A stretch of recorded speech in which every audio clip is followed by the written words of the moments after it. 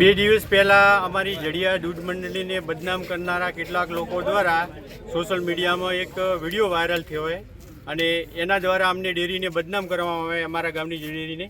તો અમે આ બધા ગામ લોકો બધા ઊભા છીએ.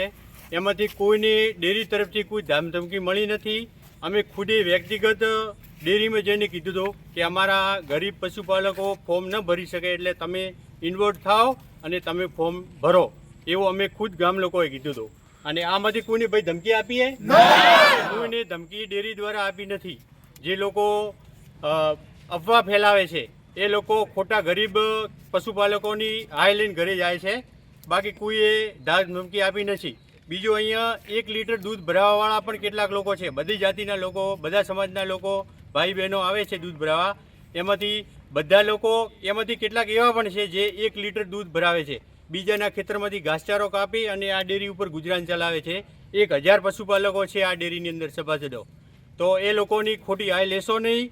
અને જડિયા ગામ શાંતિપ્રિય ગ્રામ છે, તો એમાં બધા સહભાગી થાઓ, ગામના વિકાસમાં સહભાગી થાઓ અને દૂધ ભરાવશો તો મલાઈ મળશે. કોઈને બદનામ કરવાથી કોઈ મલાઈ મળવાની નથી.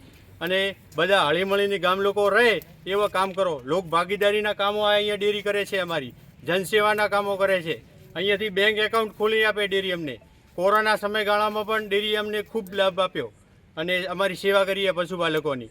પછી આપણે લંપીગ્રસ્ત જે ગાયો હતી એમાં પણ ઘણી બધી સેવા કરીએ ગામ ડેરીએ.